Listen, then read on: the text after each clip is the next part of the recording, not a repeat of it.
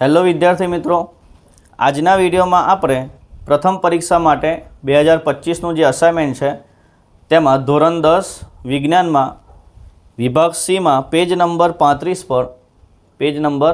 પર વિભાગ સીમાં પ્રકરણ નંબર 1 જેમાં આપણે આજના વિડીયોમાં પ્રશ્ન નંબર 1, 2, 3 અને 6 ટોટલ 4 ક્વેશ્ચન વિદ્યાર્થી મિત્રો આજે શીખીશું। ચાલો શરૂઆત કરીએ છીએ આપણે ક્વેશ્ચન નંબર 1ની। વિદ્યાર્થી મિત્રો, અહીંયા જે ક્વેશ્ચન આપણને આપેલો છે એને આપણે પહેલાં વાંચીએ કે નીચેની આકૃતિનું ધ્યાનપૂર્વક અવલોકન કરો અને નીચે આપેલા પ્રશ્નોના ઉત્તર આપો। મતલબ અહીંયા તમને એક આકૃતિ આપેલી છે, તમે જોઈ શકો છો। બર્નર છે, મેગ્નેશિયમની પટ્ટીને ગરમ કરવાની છે। અહીંયા એક વોચ ગ્લાસ છે, એમાં મેગ્નેશિયમ ઓક્સાઇડ છે। આ ચીપિયા વડે આપણે મેગ્નેશિયમની પટ્ટીને પકડવાની છે અને તેને ગરમ કરવાની છે। તો આકૃતિ આપેલી છે, નીચે 3 પ્રશ્નો આપેલા છે। પહેલો પ્રશ્ન છે મેગ્નેશિયમની પટ્ટી જ શા માટે લેવામાં આવે છે। બીજો ક્વેશ્ચન છે મેગ્નેશિયમની પટ્ટી બર્નરની જ્યોતમાં કેવી જ્યોતથી સળગે છે। અને ત્રીજો પ્રશ્ન છે મેગ્નેશિયમ ઓક્સાઇડ બનવાની રાસાયણિક પ્રક્રિયા લખો। પહેલા ક્વેશ્ચનમાં વિદ્યાર્થી મિત્રો કીધું છે કે મેગ્નેશિયમની પટ્ટી જ આપણે શા માટે લેવામાં આવે છે, તો એનો આન્સર આપણે લખવાનો છે। લખીશું કે કારણ કે મેગ્નેશિયમની પટ્ટી ખૂબ જ ક્રિયાશીલ છે, આથી તે હવામાં સરળતાથી સળગે છે। મેગ્નેશિયમની પટ્ટી જે છે વિદ્યાર્થી મિત્રો એ ખૂબ જ ક્રિયાશીલ છે, એટલે સક્રિય છે આવું પણ કહી શકાય। આથી એ હવામાં સરળતાથી સળગે છે, આથી આપણે શું કરવાનું છે કે આ મેગ્નેશિયમની પટ્ટીને આપણે સળગાવવાની છે। બીજા નંબરમાં પ્રશ્ન છે કે મેગ્નેશિયમની પટ્ટી બર્નરની જ્યોતમાં કેવી જ્યોતથી સળગે છે। એટલે કે આપણે જ્યારે અહીંયા વિદ્યાર્થી મિત્રો આ મેગ્નેશિયમની પટ્ટીને સળગાવીશું તો કેવા રંગની જ્યોતથી સળગશે, તો આપણને ખબર હોવી જોઈએ કે મેગ્નેશિયમની પટ્ટી જ્યારે આપણે સળગાવીશું ત્યારે આન્સર અહીંયા આવશે ઝગારા મારતી સફેદ જ્યોતથી સળગે છે કહેવાય। ત્યાર પછી વિદ્યાર્થી મિત્રો કીધું છે કે તેની રાસાયણિક પ્રક્રિયા લખો, એટલે મેગ્નેશિયમ ઓક્સાઇડ જે બન્યો તેની રાસાયણિક પ્રક્રિયા લખવાની છે।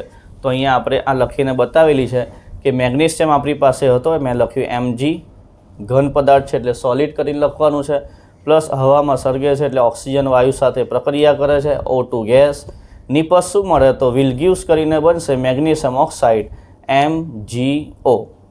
ઓકે, મેગ્નેશિયમમાં Mg2+ છે, ઓક્સાઇડમાં O2- છે, 2 + 2 ઉડી જશે એટલે આ રીતે સમીકરણ, આ રીતે સૂત્ર બનશે MgO।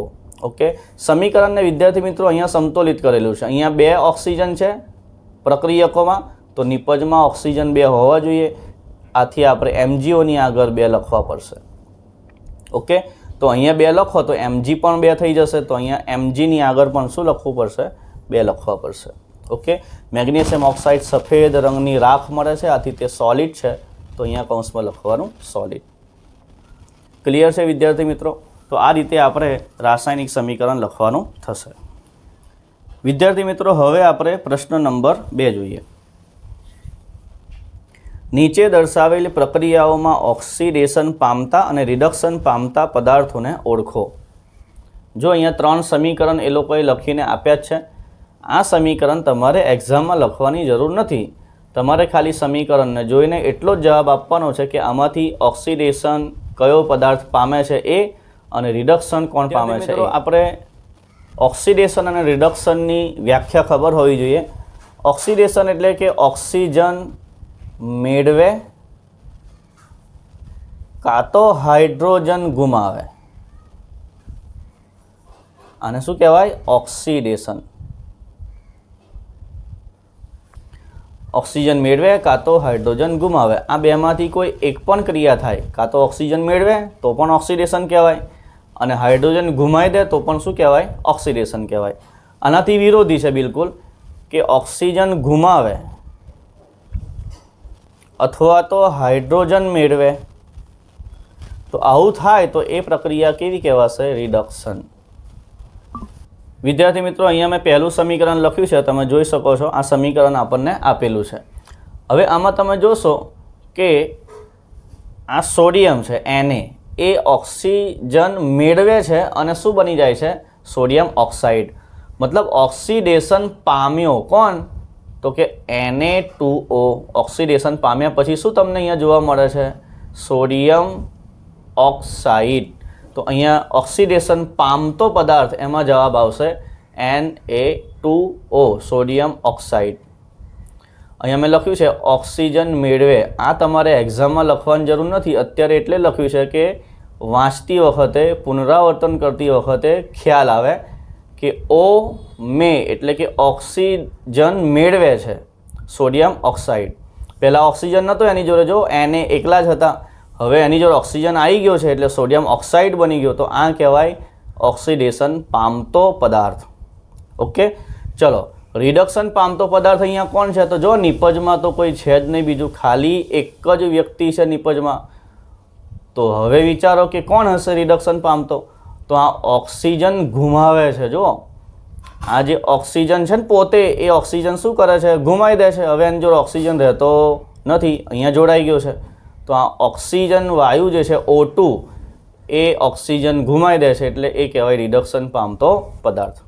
ક્લિયર છે? ચલો બીજા સમીકરણમાં જોઈએ. અહીંયા બીજા સમીકરણમાં લખ્યું છે CuO plus H2 will give Cu plus H2O. આમાં ઓક્સિડેશન પામતો પદાર્થ તમે જુઓ કે અહીંયા હાઇડ્રોજન વાયુ છે H2 એકલા છે. હવે જો અહીંયા નિપજમાં એ ઓક્સિજન મેળવી લે છે. જો ધ્યાનથી, અહીંયા H2 એકલા હતા અને નિપજમાં એની જોડે કોણ આવી ગયો? ઓક્સિજન આવી ગયો. એટલે ઓક્સિજન મેળવ્યો. તો ઓક્સિજન મેળવે તો શું કહેવાય? ઓક્સિડેશન પામતો પદાર્થ. તો અહીંયા ઓક્સિડેશન કોણ પામ્યું? તો H2O, પાણી. ઓકે, તો અહીંયા આન્સર આવશે ઓક્સિડેશન પામતો પદાર્થ H2O. કૌંસમાં લખ્યું છે O મેળવે, ઓક્સિજન મેળવે. ચલો રિડક્શન પામતો પદાર્થ એટલે કે અહીંયા જો CuO કોપર ઓક્સાઇડ છે, એની જોડે ઓક્સિજન હતો, હવે એણે ઓક્સિજન ગુમાવી દીધો છે એટલે અહીંયા નિપજ બની ગઈ Cu. એટલે આ થઈ જશે રિડક્શન પામતો પદાર્થ Cu. તો અહીંયા આન્સર આવશે Cu, જે ઓક્સિજન શું કરે છે? ગુમાવે છે. ઓકે, ચલો ત્યાર પછી ત્રીજું સમીકરણ અહીંયા તમે જુઓ. MnO2 plus 4HCl will gives MnCl2 plus 2H2O plus Cl2. આ સમીકરણ તમને આપેલું છે. અહીંયા ઓક્સિડેશન પામતો પદાર્થ એટલે અહીંયા તમે જોશો જમણી બાજુ કે કોણ એવું છે જે ઓક્સિડેશન પામે છે? તો અહીંયા HCl હતા, હાઇડ્રોજન હતો. હવે અહીં નિપજમાં તમે જોશો તો Cl એકલા થઈ ગયા છે. જો Cl2 વાયુ દેખાય છે. મતલબ એને હાઇડ્રોજન ગુમાવ્યો. હાઇડ્રોજન હતો પણ હવે નથી, હાઇડ્રોજન ગુમાવી દીધો છે. તો હાઇડ્રોજન ગુમાવે એટલે શું કહેવાય? ઓક્સિડેશન કહેવાશે. તો આ HCl પહેલાં હતા હાઇડ્રોજન સાથે, નિપજમાં હવે હાઇડ્રોજન નથી, Cl2 છે, મતલબ હાઇડ્રોજન ગુમાવ્યો. આથી આ Cl2 ઓક્સિડેશન પામ્યો તેમ કહેવાય. તો આન્સર આવશે ઓક્સિડેશન પામતો પદાર્થ Cl2, કૌંસમાં લખ્યું છે હાઇડ્રોજન ગુમાવે છે. ઓકે, ચલો ત્યાર પછી બીજું રિડક્શન પામતો પદાર્થ. રિડક્શન કોણ પામે છે? તો અહીંયા જોશો તો MnO2 હતા, MnO2 એમાંથી બની જાય છે MnCl2. મતલબ હવે આ જે ઓક્સિજન આની જોડે હતો એ ઓક્સિજન ગુમાવી દે છે. તો ઓક્સિજન ગુમાવે તો શું કહેવાય? રિડક્શન. અને બની ગયા છે MnCl2. તો રિડક્શન પામતો પદાર્થ અહીંયા થઈ જશે MnCl2. લખ્યું છે અહીંયા કેમ? તો ભાઈ ઓક્સિજન ગુમાવ્યો એટલે. ઓકે, તો આ ક્વેશ્ચન નંબર 2માં આ રીતે તમારે આન્સર લખવાનો છે. ખાસ તમારે પરીક્ષામાં આ સમીકરણો લખવાના નથી, ડાયરેક્ટ જ તમારે પહેલામાં આન્સર આ લખવાના, ઓક્સિડેશન પામતો પદાર્થ, રિડક્શન પામતો પદાર્થ, આ રીતે ત્રણેયના આન્સર લખવાના. ઓકે, ક્લિયર છે વિદ્યાર્થી મિત્રો? ચાલો વિદ્યાર્થી મિત્રો, હવે આપણે ક્વેશ્ચન નંબર 3 જોઈએ. અહીંયા તમને વિદ્યાર્થી મિત્રો એક આકૃતિ આપેલી છે, પ્રવૃત્તિ આપી છે, એના ઉપરથી તમારે 3 પ્રશ્નોના જવાબ આપવાના છે. નીચેની આકૃતિનું ધ્યાનપૂર્વક અવલોકન કરો અને નીચે આપેલા પ્રશ્નોના ઉત્તર આપો. આકૃતિમાં શું છે તો તમે જોતા હશો કે એક બર્નર છે, ત્રિપાઈ સ્ટેન્ડ છે, ઉપર જારી મૂકેલી છે અને ઉપર જે છે એક ચાઇના ડીશ છે, તેમાં કોપરનો ભૂકો ભરેલો છે. ચાઇના ડીશ છે તેમાં કોપરનો ભૂકો છે અને એને આપણે ગરમ કરવાની વાત કરે છે. કોપરના ભૂક્કાને ગરમ કરવાની પ્રક્રિયા અહીંયા કરે છે. નીચે 3 ક્વેશ્ચન છે. કોપર ઓક્સાઇડનો રંગ કેવો હોય છે? બીજો છે ગરમ કોપર ઓક્સાઇડ પર હાઇડ્રોજન વાયુ પસાર કરતા કઈ નિપજ મળે છે? અને એક ત્રીજો પ્રશ્ન આપે છે કે કોપર ઓક્સાઇડમાંથી Cu મેળવવાની પ્રક્રિયા એ કયા પ્રકારની પ્રક્રિયા છે? તો જોઈએ આપણે પહેલા ક્વેશ્ચન નંબર 1. કોપર ઓક્સાઇડનો રંગ કેવો હોય છે? કોપર ઓક્સાઇડનો રંગ કેવો છે? તો જો આપણે વિદ્યાર્થી મિત્રો કોપર ઓક્સાઇડ એટલે કે કોપર પહેલાં જે આપણી જોડે અહીંયા ડીશમાં હતો એને જ્યારે ગરમ કરીશું એટલે ગરમ કર્યા પછી એ બની જશે કોપર ઓક્સાઇડ. એટલે કોપરને જ્યારે આપણે ગરમ કરીએ ને તો એનું ઉપલું સ્તર જે છે એ બ્લેક થઈ જશે, કાળું થઈ જશે. એટલે કોપર ઓક્સાઇડનો રંગ વિદ્યાર્થી મિત્રો જવાબ આવશે કાળો હોય છે. ઓકે, તો પહેલામાં આન્સર આવશે કોપર ઓક્સાઇડનો રંગ કાળો હોય છે. ત્યાર પછી વિદ્યાર્થી મિત્રો બીજો ક્વેશ્ચન છે કે ગરમ કોપર ઓક્સાઇડ પર હાઇડ્રોજન વાયુ પસાર કરતા કઈ નિપજ મળે છે? ગરમ કોપર ઓક્સાઇડ છે એના ઉપર આપણે હાઇડ્રોજન વાયુ પસાર કરીએ એટલે આપણને કોપર પાછો મળી જશે, મતલબ કોપર ફરીથી પાછો નિપજમાં આપણને મળી જશે. એટલે અહીં આન્સર આવશે ઓક્સાઇડ પર હાઇડ્રોજન વાયુ પસાર કરતાં કોપર મળે છે. અને આ પ્રક્રિયા તમને અહીંયા જોશો કે બીજો જે ક્વેશ્ચન આપણે સોલ્વ કર્યો એમાં આપેલી છે. જુઓ કે કોપર ઓક્સાઇડ છે એના અંદરથી હાઇડ્રોજન વાયુ ગેસ પસાર કરવામાં આવે છે તો નિપજમાં શું મળે છે? તો જો કોપર સોલિડ પ્લસ H2O. આપણને કીધું છે કે શું મળે તો આપણે લખીશું કોપર પાછો મળશે સોલિડ સ્વરૂપે, બરાબર છે? તો અહીંયા આન્સર આવશે કે કોપર મળે છે. ક્લિયર છે? ચલો ત્રીજો પ્રશ્ન જોઈએ. કોપર ઓક્સાઇડમાંથી Cu મેળવવાની પ્રક્રિયા એ કયા પ્રકારની પ્રક્રિયા છે? એટલે કે જે આ કોપર ઓક્સાઇડ છે આપણે અહીંયા જે લખીને બતાવી છે એમાંથી Cu મેળવ્યો, આ કયા પ્રકારની પ્રક્રિયા છે? તો આપણે આગળ જ જોઈ ગયા કે અહીંયા ઓક્સિજન શું કરે છે? ગુમાવે છે. આથી આ રિડક્શન પ્રક્રિયા કહેવાશે. તો અહીંયા લખી છે કે કોપર ઓક્સાઇડમાંથી Cu મેળવવાની પ્રક્રિયા એ રિડક્શન પ્રક્રિયા છે. ઓકે, ક્લિયર છે? હવે આપણે વિદ્યાર્થી મિત્રો ક્વેશ્ચન નંબર 6 સોલ્વ કરીએ, જેમાં કીધું છે કે નીચે આપેલી પ્રક્રિયાના પ્રકારનું નામ જણાવો. અહીંયા તમારે ખાલી પ્રક્રિયા કયા પ્રકારની છે એ જ આપણે જણાવવાનું છે. ઓકે, સમજાવવાનું નથી, ખાલી જણાવવાનું છે કે આ પ્રક્રિયા કયા પ્રકારની છે. 3 અહીંયા તમને એક્ઝામ્પલ આપ્યા છે. પહેલામાં કીધું છે કે શાકભાજીનું ખાતરમાં પરિવર્તન. આ આપણે 13મા પાઠની અંદર આપણું પર્યાવરણ તેમાં આપણે શીખી ગયા છે જૈવ વિઘટનીય કચરો અને જૈવ અવિઘટનીય કચરો. ઓકે, તેમાં આવતું હતું કે શાકભાજી છે, બગડી ગયેલા ફળો છે તેનું વિઘટન થઈ જાય છે અને પ્લાસ્ટિક છે તેનું વિઘટન થતું નથી. તો જો શાકભાજીનું ખાતરમાં પરિવર્તન એ કઈ પ્રક્રિયા છે? તો યાદ રાખજો કે એમાં આન્સર આવશે વિઘટન પ્રક્રિયા. જવાબ આવશે પહેલામાં કે શાકભાજીનું કમ્પોસ્ટ કાં તો ખાતરમાં પરિવર્તન એ વિઘટન પ્રક્રિયા છે. પ્લસ બીજી વિદ્યાર્થી મિત્રો સાથે સાથે આ જ્યારે વિઘટન થયા પછી નિપજ બને છે તો આપણને ઉર્જા પણ પ્રાપ્ત થાય છે.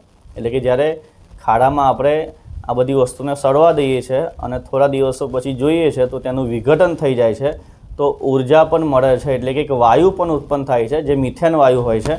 તો આ પ્રક્રિયાને ઉષ્માક્ષેપક પ્રક્રિયા પણ કહેવાય છે. એટલે અહીંયા 2 આન્સર લખીશું, વિઘટન પ્રક્રિયા અને ઉષ્માક્ષેપક પ્રક્રિયા. ઓકે, તો પહેલામાં આવશે વિઘટન પ્રક્રિયા અને ઉષ્માક્ષેપક પ્રક્રિયા. ચલો ત્યાર પછી વિદ્યાર્થી મિત્રો બીજો પ્રશ્ન છે કે કુદરતી વાયુનું દહન, મતલબ કુદરતી વાયુ જ્યારે દહન પામે છે, સળગે છે ત્યારે એ પ્રક્રિયા એમાંય ઉર્જા ઉત્પન્ન થશે. એટલે આ પ્રક્રિયા થઈ જશે ઉષ્માક્ષેપક પ્રક્રિયા. તો બીજામાં આન્સર આવશે ઉષ્માક્ષેપક પ્રક્રિયા. ત્રીજામાં વિદ્યાર્થી મિત્રો કીધું છે કડી ચૂનામાં પાણી ઉમેરતા તેનું ફેરવાવું. તો કડી ચૂનો એટલે CaO, એમાં તમે પાણી ઉમેરો તો આ પ્રક્રિયા આપણે લખી હતી આગળ ઉષ્માક્ષેપકમાં, યાદ કરો. CaO plus H2O will gives CaOH twice plus ઉષ્મા, આ રીતે લખતા હતા. તો અહીંયા જવાબ આવશે કે કડી ચૂનામાં પાણી ઉમેરતા તેનું ફેરવાવું એ સંયોગીકરણ પ્રક્રિયા પણ છે અને ઉષ્માક્ષેપક પ્રક્રિયા પણ છે. સંયોગીકરણ કેમ છે કે 2 કે તેથી વધુ પ્રક્રિયક છે, અહીંયા 2 પ્રક્રિયક, નિપજ એક જ મળે છે કેલ્શિયમ હાઇડ્રોક્સાઇડ. અને ઉષ્માક્ષેપક એટલે કે અહીંયા ઉર્જા પણ પ્રાપ્ત થાય છે. ઓકે, તો અહીંયા આન્સર આવશે કે કડી ચૂનામાં પાણી ઉમેરતા તેનું ફેરવાવું એ સંયોગીકરણ પ્રક્રિયા પણ છે અને ઉષ્માક્ષેપક પ્રક્રિયા પણ છે. તો ક્લિયર છે વિદ્યાર્થી મિત્રો? તો આશા રાખીશ કે તમને આ 4 ક્વેશ્ચન વિદ્યાર્થી મિત્રો સમજાઈ ગયા હશે. ફરીથી વિદ્યાર્થી મિત્રો આપણે નવા વિડીયોની અંદર નવા ટોપિકની સાથે મળીશું.